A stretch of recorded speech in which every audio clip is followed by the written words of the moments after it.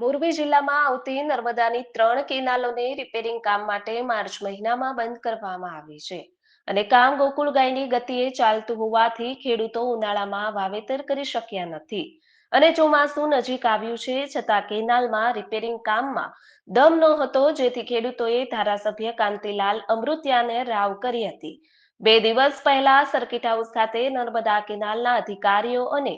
કર્મચારીઓને બોલાવ્યા હતા, જ્યાં ખેડૂતોએ એક સૂરે જણાવ્યું હતું કે મોરબી જિલ્લાની ત્રણેય કેનાલના રિપેરિંગ કામ સમયસર કરીને સિંચાઈ માટે પાણી આપવું તેવું બુલંદ અવાજે બોલીને કહ્યું હતું કે કામગીરીમાં વિલંબ થઈ રહ્યો છે, તેમાં અધિકારીઓ પણ જવાબદાર છે. આ ઉપરાંત કેનાલમાંથી વહેંચી નાખીને ભ્રષ્ટાચાર કરી રહ્યા છે, પાણી વહેંચીને પણ ભ્રષ્ટાચાર કરી રહ્યા છે તેવી ઉગ્ર રજૂઆત પણ કરી હતી. કોઈ અધિકારી કે કર્મચારી ફોન રિસીવ કરતા નથી તેવી ફરિયાદ બાદ ધારાસભ્ય કાંતિલાલ અમૃતિયાએ સ્પષ્ટ કહી દીધું હતું કે ખેડૂતના ફોનને રિસીવ કટ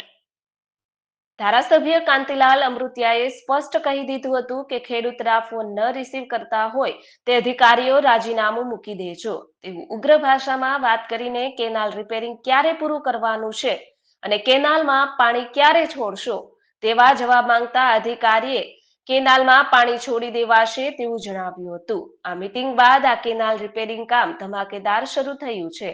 ત્યારે અહીં એ વાત જણાવી દઈએ કે નર્મદા કેનાલમાં અધિકારીઓએ 31/5 સુધીમાં કેનાલમાં પાણી છોડવામાં આવશે તેવું જણાવ્યું હતું, પણ ખેડૂતોને પિયતમાં પાણી આપવાનું હોય પિયતના ફોર્મ ભરવાની તારીખ જાહેર કરી છે અને પાણી 15/5/2025 સુધીમાં કેનાલમાં છોડવામાં આવશે તેવું પણ જાહેર કર્યું છે, જેથી કેનાલ રિપેરિંગ કામ ધમાકેદાર શરૂ થયું હોય તેવું લાગી રહ્યું છે. જીડીસી ન્યૂઝ સાથે શ્રીકાંત પટેલ, મોરબી.